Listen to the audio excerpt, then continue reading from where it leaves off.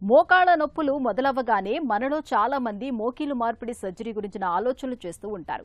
వెంటనే కీలు మార్పిడి చేయించుకుంటే మోకాళ్ల నొప్పుల బెడద ఉండదని తలపోస్తూ ఉంటారు.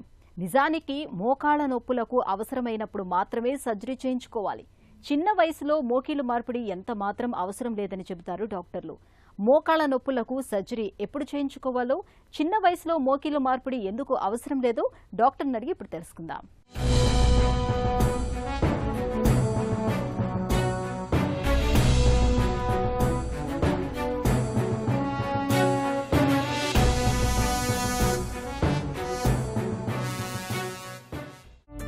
మోకీలు మార్పిడి సర్జరీపై ఎలాంటి అవగాహన అవసరం?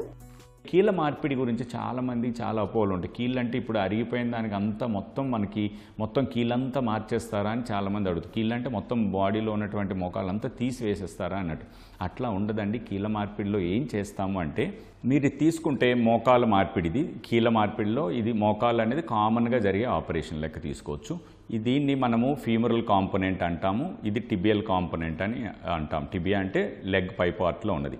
మనకి ఇప్పుడు అరిగిపోయినప్పుడు ఏమవుతుంది, ఎముక చివరి భాగంలో ఉన్న కార్టిలేజ్ అరిగిపోయి ఎముక మీద ఎముక రాసుకుపోవడం వల్ల పెయిన్ వస్తుంది.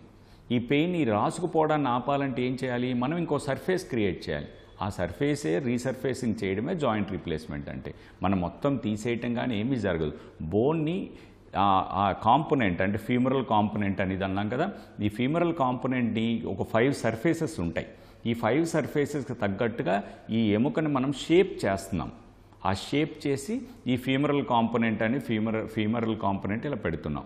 అదేవిధంగా టిబియా అంటే లెగ్ అప్పర్ పార్ట్లో ఉన్నదాన్ని కూడా ఈ మెకానికల్ యాక్సిస్ తగ్గట్టు పెర్పెండిక్యులర్గా కట్ చేయటం, దాన్ని అన్నమాట femoral component, tibial component with పాలిఇథిలీన్ అంటాం. దీన్ని మధ్యలో డిష్ లాగా ఉన్నదాన్ని దీన్ని ఇలా ఇన్సర్ట్ చేయడం జరుగుతుంది.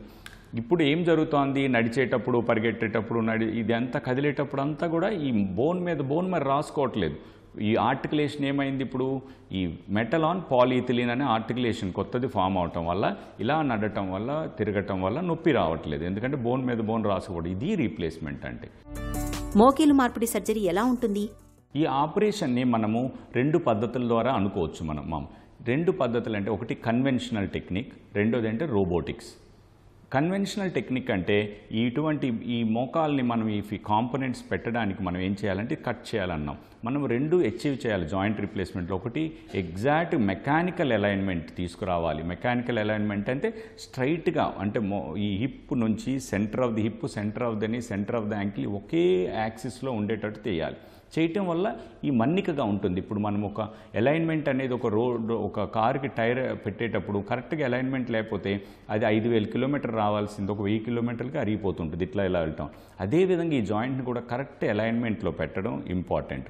రెండవది, ఈ అలైన్మెంట్లో కట్ చేసి ఇలాగ కాంపోనెంట్ పెట్టేటప్పుడు స్టేబుల్గా ఉండాలి. అంటే సాఫ్ట్ టిష్యూ ఎన్వలప్ అనేది ఆ జాయింట్ని స్టేబుల్గా పట్టుకోవాలి. లేనప్పుడు ఒకవైపు ఓపెన్ అయినా ఒకవైపు టైట్గా ఉన్నా సరే పేషెంట్స్ నడవలేకపోవడము, ఇన్స్టెబిలిటీ ఉండడము, నడిచేటప్పుడు చాలా కష్టం ఉండడం జరుగుతూ ఉంటుంది. సో కరెక్ట్ అలైన్మెంట్కి తేవాలన్నా, కరెక్ట్ బ్యాలెన్సింగ్ కావాలన్నా ఈ 2 టెక్నిక్స్లోనే మనం వాడాల్సి ఉంటుంది. ఒకటి కన్వెన్షనల్ టెక్నిక్లో దాదాపు 90-95% వాళ్ళకి మనం ఈ 2 అచీవ్ చేయగలుగుతాం. యూజువల్గా 5-10% ఆఫ్ ది కేసెస్లో ఈ బోన్ మరీ వంకరగా ఉండడం, అంటే బోన్ కూడా వంకరగా ఉండేటప్పుడు కన్వెన్షనల్ టెక్నిక్స్ చేయడం కష్టం. అదేవిధంగా ఇంతకుముందు ఫ్రాక్చర్స్ అయ్యి వాళ్ళకి, ప్లేట్స్ ఉన్న వాళ్ళకి, రాడ్స్ ఉండడము, అటువంటి వాళ్ళకి ఏం చేస్తామంటే ఈ రోబోటిక్స్ అనేవి ఏంటంటే మనకి లోపల ఇంట్రామెడ్యులరీ రాడ్స్ కానీ అవేమీ లేకుండా కూడా సర్జరీ చేయొచ్చు. కనుక రోబోటిక్స్తో మనం ఎగ్జాక్ట్గా 100% result, get best alignment, best soft tissue balancing చేయడం జరుగుతుంది. అందువల్ల ఏంటి, పోస్ట్ ఆపరేటివ్గా పేషెంట్కి పెయిన్ లేకపోవడం, ఎక్కువ మన్నికగల జాయింట్ కూడా ఇవ్వడం జరుగుతుంది. Longevity is also important. మోకీలు మార్పిడి తర్వాత ఎలాంటి సమస్యలు ఎదురవ్వచ్చు? మనము ఆపరేషన్ తర్వాత కాంప్లికేషన్స్ తీసుకుంటే 2 విధాలుగా మనం చెప్పుకోవచ్చు. Early complications, late complications. Early complications అంటే ఆపరేషన్ అయినప్పుడు లైక్ ఎనస్థీషియా రిలేటెడ్ రిస్క్లు మనం పక్కన పెడితే, అంటే అది పేషెంట్ బట్టి అవుతుంది. వాళ్ళకున్న కోమార్బిడ్స్ కానీ, వాళ్ళకున్న హార్ట్ ప్రాబ్లమ్స్ హార్ట్ బట్టి మారుతూ ఉంటుంది. సో ఆ ఆపరేషన్ అంటే ఎనస్థీషియా రిలేటెడ్ రిస్క్లు తీసేస్తే జాయింట్ రీప్లేస్మెంట్ వరకు రిస్క్లు అంటే ఎర్లీ కాంప్లికేషన్స్ లైక్ డీవీటీ అంటాం, అంటే వెయిన్ క్లాట్ అని.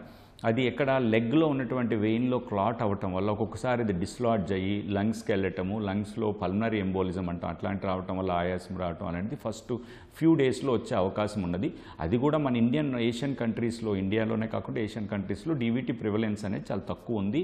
అప్పటికి కూడా మనం అందరం కూడా హెపారిన్ లాంటివి ఇవ్వటము అది జరగటం వల్ల, లో మాలిక్యులర్ వెయిట్ హెపారిన్, తర్వాత ఎకోస్ప్రిన్ లాంటివి పెట్టి డీవీటీ ప్రొఫైలాక్సిస్ కూడా ఇవ్వటం వల్ల ఇటువంటి డీవీటీ కాంప్లికేషన్ కూడా చాలా వరకు ఆల్మోస్ట్ నివారించడం జరిగింది. ఇన్ఫెక్షన్ రాకుండా మనం అన్ని స్టెరైల్ మెథడ్స్ పాటిస్తాము. ఎవరైనా సరే అవన్నీ తప్పవు. ఎందుకంటే లార్జ్ ప్రాసెసెస్ ఇలాంటి లోపల ఈ జాయింట్ అనమాట, మెటల్ జాయింట్, ఈ పాలిథిలిన్ లార్జ్ జాయింట్ మనం వేస్తున్నాం కనుక ఈ మెటీరియల్ కానీ మన ఇన్ఫెక్షన్ కానీ అక్కడ మనకి వచ్చిందంటే చాలా ప్రాబ్లమ్స్ ఉంటాయి. ఎర్లీ ఇన్ఫెక్షన్స్ మనం ట్యాకిల్ చేయాలంటే యాంటీబయాటిక్స్తో పాటు ఇమీడియట్గా లైక్ ఫస్ట్ 3-4 వీక్స్లో వచ్చిందంటే ఇన్ఫెక్షన్స్ పాలీ ఎక్స్చేంజ్, యాంటీబయాటిక్ బీట్స్ వేయటము, ఇట్లాంటి వాష్ ఇవ్వటం ఇట్లాంటివి జరుగుతూ ఉంటుంది.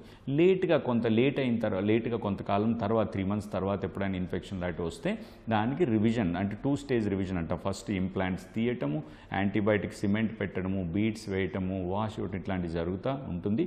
దాని తర్వాత మళ్ళీ రివిజన్ అనేది ఇంకొక సర్జరీ చేయటం జరుగుతుంది. కీలు మార్పిడి తర్వాత కింద కూర్చోవచ్చా, మెట్లెక్కొచ్చా?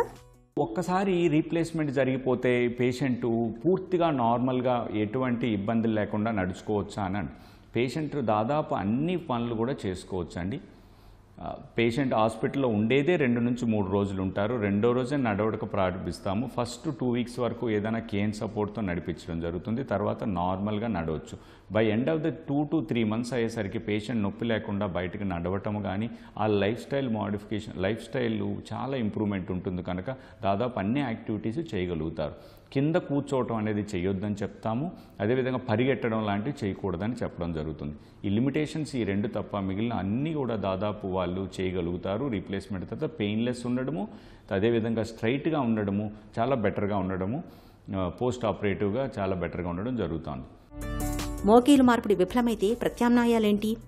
ఒకసారి రీప్లేస్మెంట్ చేసినప్పుడు ఈ బోను బోను జాయింట్ దగ్గర ఉన్న బోన్ అనమాట చాలా వరకు తినేసినట్టు అయిపోతుంది అనమాట. ఇన్ఫెక్షన్ వల్ల కానీ, లూజనింగ్ వల్ల కానీ, పాలివేర్ వల్ల కానీ, అదేవిధంగా సిమెంట్ రిలేటెడ్ డిసీజెస్ అని అంటాం, వాటి రిలేటెడ్ వల్ల కానీ ఆ బోన్ క్వాలిటీ పడిపోవడం వల్ల ఇది డైరెక్ట్గా పట్టుకోపోవడం వల్ల అప్పుడు ఏం చేస్తాం, ఇలాంటి ఇంట్రామెడ్యులరీ స్టెమ్స్ అని ఇటువైపు ఫీమర్లో అంటే థై బోన్కి, ఇటువంటి లెగ్కి కూడా ఇలా వేసి ఇటువంటి రివిజన్ ఇంప్లాంట్స్ని కూడా వాడటం జరుగుతుంది. రివిజన్ సర్జరీస్ కూడా ఇప్పుడు మన కంట్రీలోనే కాదు, వరల్డ్ వైడ్ కూడా చాలా ఎక్కువగా జరుగుతున్నాయి. ఎందుకంటే ఆల్మోస్ట్ రీప్లేస్మెంట్ వచ్చి ఇప్పుడు ఒక 30 years నుంచి అన్ని కంట్రీస్లోని ఇవి ఎక్కువగా జరగడం జరుగుతుంది. వాళ్ళు కూడా 20 years అయిపోయిన జాయింట్ రీప్లేస్మెంట్ అయిపోయిన పేషెంట్స్ కూడా ఇప్పుడు పెరుగుతూ ఉన్నారు. అదేవిధంగా ఎక్కువ జాయింట్ సర్జరీస్ అవ్వటం వల్ల ఇన్ఫెక్షన్ రేట్ కానీ అప్పుడప్పుడు జరగటం వల్ల పెరిఫరల్ జాయింట్స్ నుంచి కూడా ఈ జాయింట్ ఇన్ఫెక్షన్స్ కానీ, లూజనింగ్ కానీ ఇవన్నీ రావటం వల్ల ఏమవుతుంది, ఇప్పుడు రివిజన్ సర్జరీస్ కూడా ఎక్కువగా జరుగుతుంది. రివిజన్ సర్జరీ చేసిన కూడా ప్రాపర్గా చేసినప్పుడు వీటి వల్ల కూడా మంచి రిజల్ట్స్ ఉంటుంది. మోకాళ్ళ నొప్పులను నివారించుకోవచ్చా?